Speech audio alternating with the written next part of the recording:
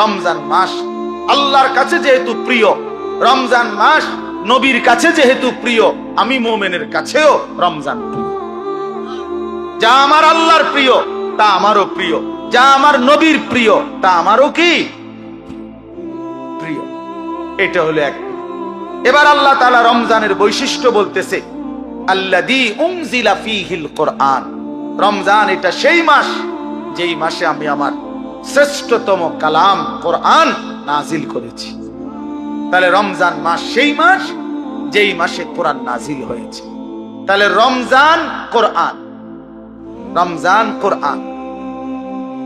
এটা একদম কাগজের এই পিঠে, এই পিঠে যদি লেখা থাকে রমজান, ওই পিঠে দেখা যাবে লেখা আছে কোরআন। কোরআন, রমজান আর কোরআন, অর্থাৎ রমজান মানে কোরআনের মাস, কোরআনের মাস। রমজানটাকে মনে করেন মেহমানের সামনে ট্রের মধ্যে করে 10 আইটেমের ছোট ছোট বাটিতে তরকারি দিছে, দিয়া উপরে একটা সুন্দর কাপড় দিয়ে মখমলের ঢেকে দিছে সবগুলোর উপরে, সবটি বাটির উপরে। তো আল্লাহ তাআলা যেন এই রমজান মাসটাকে কতগুলো ইবাদত দিয়ে সাজিয়েছেন। যেমন রোজা, এটা একটা ইবাদত। ইফতার, এটা একটা ইবাদত। সাহারি মানে রাত্রির খাবার, এটা একটা ইবাদত। 20 রাকাত তারাবি, এটা একটা ইবাদত। তারপরে শেষ দশকে এতেকাফ মসজিদে, এটা একটা ইবাদত। শেষ দশকের বেজর রাত্রিগুলোতে শবে কদর, এটাও একটা কি ইবাদত। এইভাবে আল্লাহ তাআলা এগুলা দিয়া সাজাইয়া এইটার উপরে যেন কোরআন নামের একটা চাদর দিয়ে ঢেকে দিয়েছে। মানে পুরাটা রমজান কোরআন দ্বারা মোড়ানো, কোরআনের চাদরে ঢাকা। এজন্য রমজান আল্লাহ তাআলা বলছেন এটার মর্যাদা বৈশিষ্ট্য যে আমি আল্লাহ আমার কোরআন নাজিল করেছি। কোরআন নাজিল করার কারণে রমজান দামি। দামি কেমন? কোরআন হুদাল লিন-নাসি ওয়া বাইয়িনাতিম মিনাল হুদা ওয়াল ফুরকান। আল্লাহ বলেন কোরআন হচ্ছে বিশ্ব মানবতার হেদায়েত এবং হেদায়েতের স্পষ্ট পথ নির্দেশিকা। মানে কোনো বিষয় অস্পষ্ট নাই। ওয়াল ফুরকান, কোরআনই হচ্ছে সত্য মিথ্যা, ন্যায় অন্যায়, জায়েজ না জায়েজ, উচিত অনুচিতের মাপকাঠি। কোনটা করা উচিত, কোনটা ছাড়া উচিত, কোনটা ন্যায়, কোনটা অন্যায়, কোনটা উচিত, কোনটা অনুচিত, আল্লাহর কসম এটা একমাত্র কোরআনই সিদ্ধান্ত দেয়। আমার রাসূলের সুন্নাহ হাদিসে শিক্ষা দেয়। এজন্য কোরআন সুন্নাহ থেকে যে বঞ্চিত, কোরআনের জ্ঞান যে পায় নাই, রাসূলের হাদিস যে শিখে নাই, আল্লাহর কসম সে ন্যায় অন্যায় চিনতেই পারে না। কোরআনবিহীন সভ্য হয় না, কোরআনবিহীন আখলাক হয় না, হতেই পারে না। পৃথিবীর আর কোনো বই দিয়া হবে না, হালাল হারাম বুঝবে না।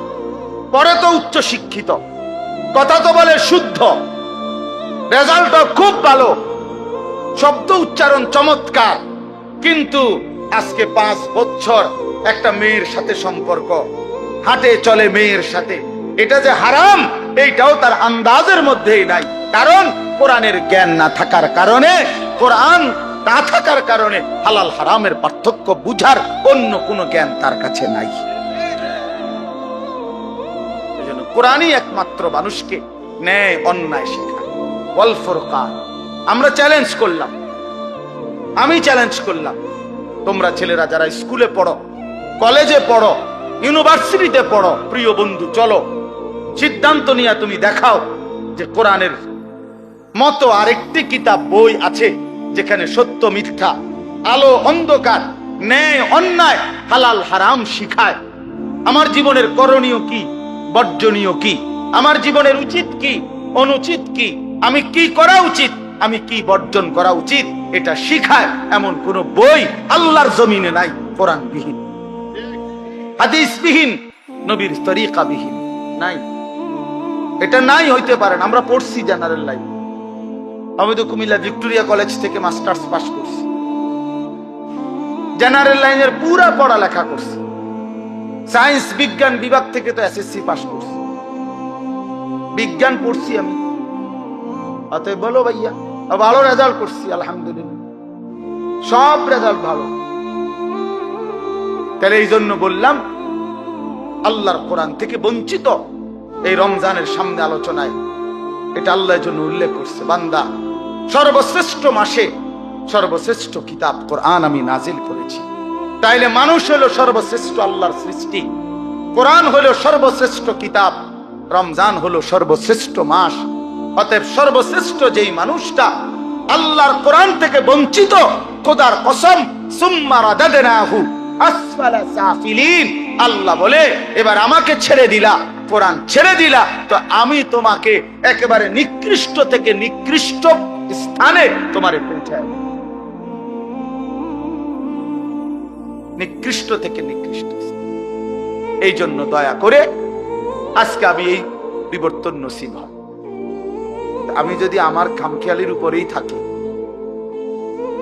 তাহলে পরিবর্তন হবে কিভাবে? আমি যদি আমার অবহেলা অমনোযোগিতার মধ্যেই থাকি তাই তো হবে না। একটা জগ, বালতি, গ্লাস এটা যদি উল্টা করে রাখে তো এইবার এটার উপরে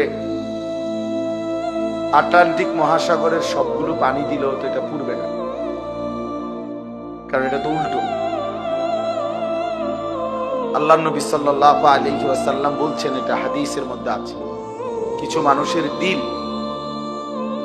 কালকুজে মিরবাদান, উল্টা গ্লাসের মতো, উল্টা জগের মতো, যে যার দিল উল্টে গেছে, যার কলিজা উল্টে গেছে, ফলে আর এর মধ্যে কোনো কথাই আসর করে না। আল্লাহর কথা, কোরআনের কথা, নবী সাল্লাল্লাহু আলাইহি ওয়াসাল্লামের কথা কোনো প্রভাব ফেলে না, কোনো অনুভূতি জাগে না। কারণ আসলে জাগবে কোথায়? দিল তো উল্টে গেছে। এজন্য হাদিসের মধ্যে আছে, আল্লাহর নবী সাল্লাল্লাহু আলাইহি ওয়াসাল্লাম 5 ওয়াক্ত নামাজের পরে নবীজি বিশেষ যে দোয়াগুলো করতেন, এর মধ্যে একটা দোয়া এটা, ইয়া মুকাল্লিবাল কুলুব সাব্বিত কলবি আলা দীনিকা। এটার অর্থ হলো, আপনারা এদিকে তাকান, ওই এত জনেরই ঠিক করে পারতেন, যা আছে জায়গা তাই, আর কি জায়গা বানাইবো বেটারা, খালাস। আপনারা যারা বসছেন আপনারা মনোযোগ, ওনারা কেমনে বসবে এটা ওনারা চিন্তা করেন। চলেন ভাই, সবাই রে ঠিক করতে গেলে, গুছাইতে গেলে সময়টা আসবে করতে, আমি এতক্ষণ সময় থাকবো না এখানে। এই জন্য আপনারা মনোযোগ দেন। ওই ভাইরা ইন্তেজামওয়ালারা আছে, স্বেচ্ছাসেবক আছে, ওরা ফিকির করুক কি করতে পারে, না হয়তো আগামী বছর শুনবো, এরা এই বছর যাই ঘুমাই যাবে, কি করা। তো আল্লাহ নবী সাল্লাল্লাহু আলাইহি ওয়াসাল্লাম বলছেন, দোয়া করতেন, ইয়া মুকাল্লিবাল কুলুব সাব্বিত কলবি আলা দীনিক। হে অন্তরসমূহের পরিবর্তনকারী, হে অন্তরসমূহের পরিবর্তনকারী আল্লাহ, আপনি আমার অন্তর, আমার কলব আপনার দ্বীনের উপরে মজবুত রাখেন। এজন্য নবী সাল্লাল্লাহু আলাইহি ওয়াসাল্লাম বলছেন হাদিসের মধ্যে, ইন্না কুলুবাল ইবাদ বাইনা ইসবাআইন মিন আসাবি'ir রহমান ইউকাল্লিবুহু কাইফা ইয়াশা। নিশ্চয়ই বান্দার অন্তর আল্লাহ পাকের কুদরতি 2 আঙ্গুলের মাঝে, এরকম 2 আঙ্গুলের মাঝে, আর সেই কলব, অন্তর আল্লাহ তাআলা ইউকাল্লিবুহু কাইফা ইয়াশা, যেভাবে ইচ্ছা সেভাবে উলট পালট করতে পারেন। এজন্য আল্লাহ পাক যদি দিল বদলে দেয়, উল্টে দেয়, তো আর কোনদিন হেদায়েতের রাস্তা সে পাবে না, আর কোনদিন আলোর পথ পাবে না। দুনিয়া ভোগ করতে পারবে জন্তু জানোয়ারের মতো, হাইওয়ান কুকুরের মতো, কিন্তু আলোর সন্ধান, কল্যাণের সন্ধান, নিজের ভালো, নিজের কর্তব্য, নিজের করণীয়, কোন পথে হেদায়েত, কোন পথে কল্যাণ, কোন পথে আলো, সেটা আর মিলবে না। কোরআন শরীফে আছে, ওয়ামান ইউদলিলিল্লাহু ফামা লাহু মিন হাদ। আল্লাহ বলেন, আল্লাহ যাকে পথভ্রষ্ট করে দেন তাকে আর কোথাও কোনো পথ প্রদর্শক নাই। সে আর কোথাও রাহবার মিলবে না। ফামান লাম ইয়াজআলিল্লাহু লাহু নূরান ফামা লাহু মিন নূর। ছেলেরা মনোযোগ দিয়ে শোনো, অল্প সময় কথা বলবো। আল্লাহ তাআলা বলেন, আল্লাহর আলো যে পেল না, ফামা লাহু মিন নূর, তার জন্য আর কোথাও কোনো আলো নেই। আল্লাহর আলো থেকে বঞ্চিত সব জায়গায় তার জন্য অন্ধকার। আল্লাহ তাআলা কোরআনুল কারীমের মধ্যে বলছেন, যারা নাফরমানি করছে তাদের সারা জিন্দেগীর যাবতীয় কাজকর্ম কারামাদিন ইশতাদ্দাত বিহির রিহু ফি ইয়াউমিন আসিফ, ওই রকম ছাইয়ের স্তূপের মতো, যেখানে কোনো ব্যক্তি ছাই বোঝেন তো না, চুলার লাকড়ির ছালি আর কি, এই ছাইয়ের স্তূপ দিছে রাস্তার এখানে, মনে করেন অনেক ছাইয়ের স্তূপ। হঠাৎ করে একটা জোরে বাতাস আসছে, এক বাতাসে ছাই উড়ে ছিন্ন ভিন্ন হয়ে গেছে, আর কোনো নাম নিশানা নেই। আল্লাহ নবী সাল্লাল্লাহু আলাইহি সাল্লাম বলেন, নাফরমান বেঈমান পাপীর যাবতীয় আমল কর্মকাণ্ড সবকিছু এরকম স্তূপকৃত ছাইয়ের মতো, যেটা একটা বাতাস এসে এক নিমিষে উড়ায় গেছে, আর কিছুই নাই তার। একদিন মৃত্যুর সাথে সাথে দেখবে আর কিচ্ছু, এই ভাত মাছ চাল ডাল পেশাব পায়খানা, খাট পালং সোফা ফার্নিচার, মোবাইল মোটরসাইকেল, হাসি নারী ছবি নাচ গান, খালাস, মরে গেছে, তার কিছু আর কিছু। এরপরে কবরে গিয়ে দেখবে কিছুই আর নেই। এই জন্য বাপ, এটা গুরুত্বপূর্ণ বিষয়, এমন না হওয়া যে আল্লাহ আমার দিল উল্টায় দিছে, এমন পাষাণ না হওয়া যে আমার অন্তরে কোনো কথাই ঢোকে না। এটা ভাবলেই বোঝা যায় মানুষ, প্রত্যেকেই অনুভব করতে পারি, আমরা নিজের দিলে নিজেই বোঝাপড়া করতে পারি যে আসলে আল্লাহর কথা আমার দিলে কেমন লাগে, আখিরাতের কথা বললে আমার অন্তরের অবস্থা কেমন হয়। কবরের কথা, কবর দেখলে, মৃত্যু দেখলে, লাশ দেখলে, জানাজা দেখলে আমার কলিজার মধ্যে কোনো অনুভূতি জাগে কিনা,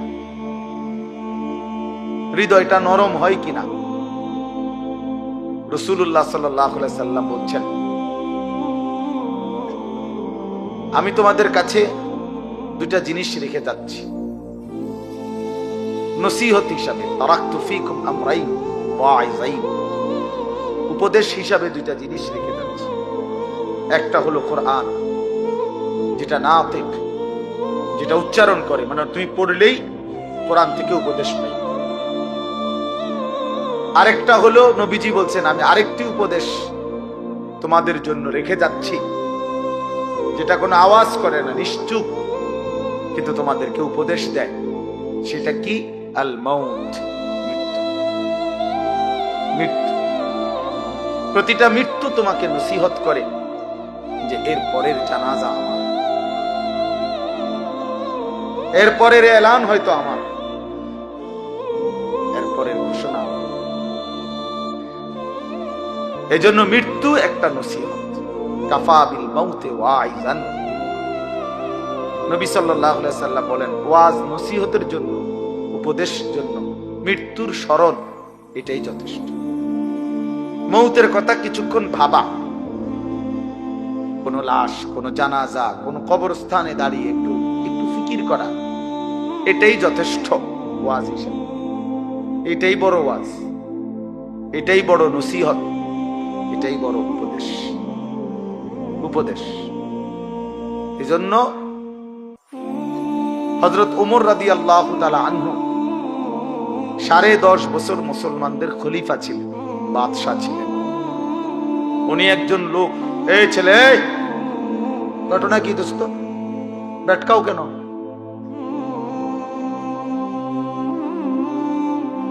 ফাজলামি করলে চলে যাও, আরো দুজন মানুষের জায়গা দাও। বেচারা কষ্ট করে দাঁড়ায় রয়েছে, কি ভাবছো দোস্ত? এর খামখেয়ালির জায়গা না, চেনো না আমারে, কোনো সময় দেখছো না?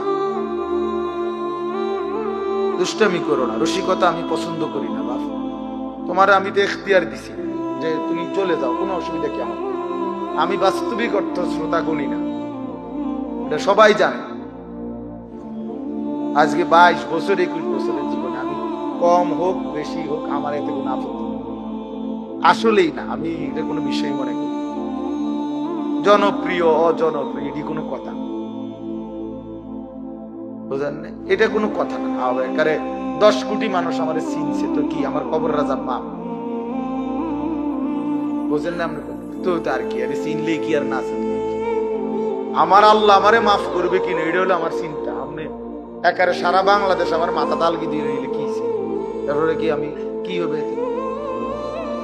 তাইলে এটা কোনো কথা না, এটা কোনো বিষয়,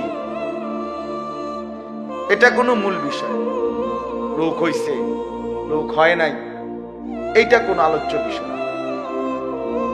আল্লাহর কথা বলতে পারা এটাই সৌভাগ্য, শুনতে পারা এটাই সৌভাগ্য, আয়োজন করতে পারা এটাই সৌভাগ্য। কয়জনের জন্য কয়জনে শুনছি, কয়জনের বলছি, এত কিছু আমার দরকার। আল্লাহর কথা বলতে থাকে, যেখানে সুযোগ হয়, যতক্ষণ সুযোগ হয়, উপরে নিচে এখানে সেখানে দুয়ারে দুয়ারে বলতে থাকে। এবং আল্লাহর পথে যত ব্যথা, যত বেদনা, যত দুঃখ, যত অপমান, যত লাঞ্ছনা সব সয়ে যাও। कभी आरश पर कभी फरश पर, कभी उनके दर कभी दर बदर, गमे आशिकी तेरा शुक्रिया मैं कहां कहां से गुजर गया। আল্লাহর পথে সব বেদনা, সব অপমান, আল্লাহ তবু তোমার শুকরিয়া। তোমার কথা বলতে গিয়েই বেজ্জতি হয়েছে, অসুবিধা কি? গমে আশিকি তেরা শুকরিয়া মাই কাহা কাহা সে গুজর গয়া। আমি কই থেকে কই ছুটে গেলাম, তোমার জন্যই ছুটলাম, তোমার জন্যই ছুটলাম, তোমার কথাই ফেরি করলাম। গতকালকেও আমি রাত্রে শেষ যখন বয়ান শেষ করছি, লাস্ট রাতের 1:20 বাজে, হ্যাঁ শুরু হয়েছে জোহরের পর থেকে। কোথায় গেছি, কতক্ষণ করছি, কি কিচ্ছু আমার হিসাব কিতাব। চলো ভাইয়া বলতে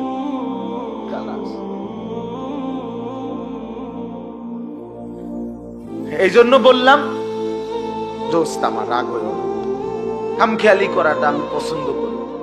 আমার কথা হলো কম হোক, মনোযোগ দিয়ে শোন, এতে বরকত। একদিনে তুমিও বদলাইতা না আমি জানি, কিন্তু আন্তরিকতা থাকলে, মনোযোগ থাকলে একদিন সত্যি সত্যি আল্লাহ চাইলে বদলে যায়। 100 খুনের আসামি আল্লাহর ওলি হয়েছে, বেশ্যা পতিতা নারী সেও আল্লাহর ওলি হয়েছে, তুমি হইতা না। জগৎ বিখ্যাত ডাকাইতো কি হয়েছে, আল্লাহ ওয়ালা হইছে, তুমি হইতা না। তুমি তো এর চাইতে খারাপ হয়ে যাও নাই, তো তুমিও ভালো হয়ে যাবে কিন্তু আন্তরিকতা দরকার, দিল দরকার, আল্লাহর কথার প্রতি মনোযোগী হওয়া,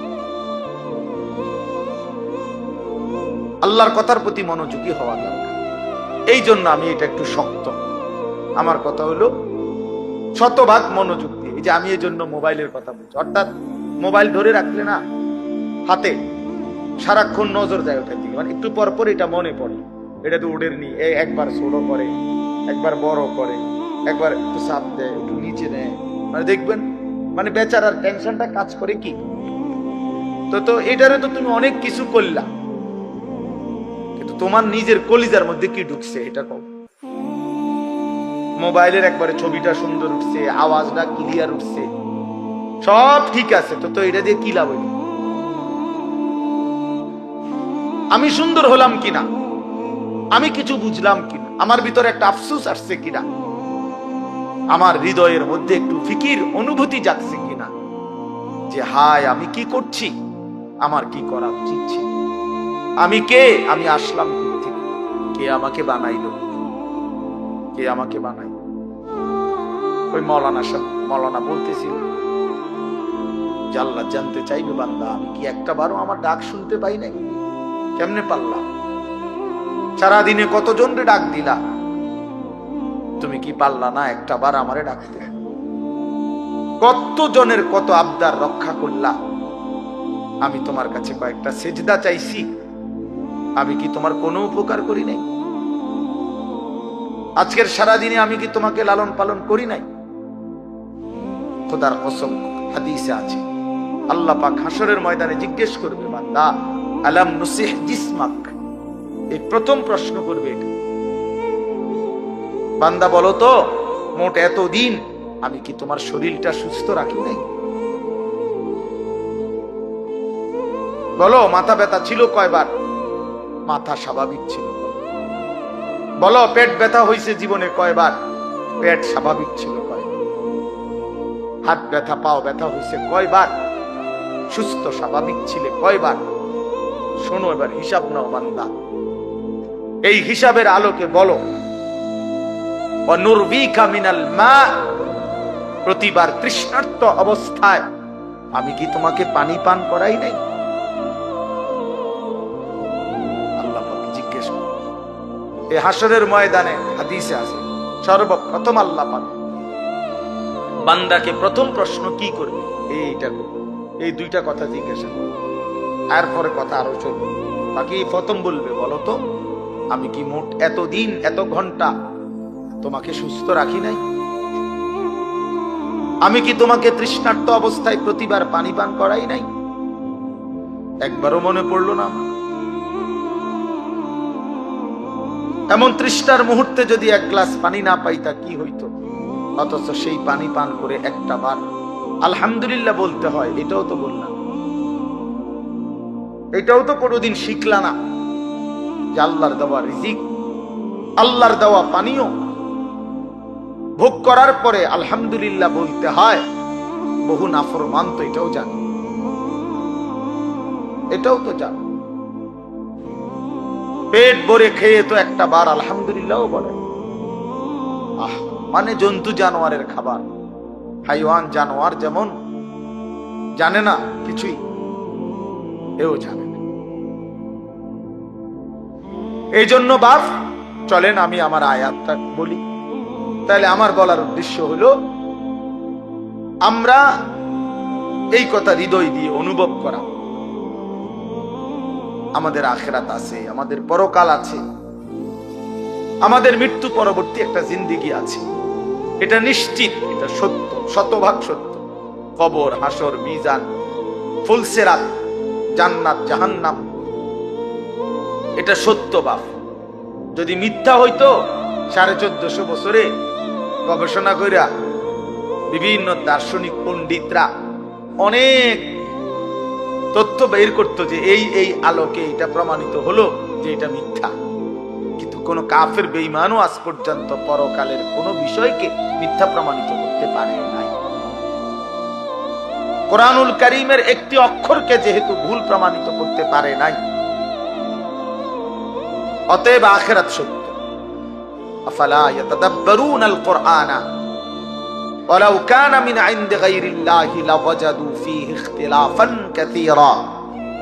আল্লাহ বলে, আমার বান্দারা কোরআন পড়ে দেখো না কেন, কোরআন গবেষণা করছো না কেন, দেখো না এক একটা আয়াত মিলায়া দেখো। যদি এই কোরআন অন্য কারো কাছ থেকে আসতো আমি আল্লাহ ব্যতীত, তাহলে যেই কোনো চিন্তাশীল বুদ্ধিমান ব্যক্তি গবেষণা করিলেই তার মধ্যে অসংখ্য ভুল ত্রুটি ভ্রান্তি খুঁজে পেত।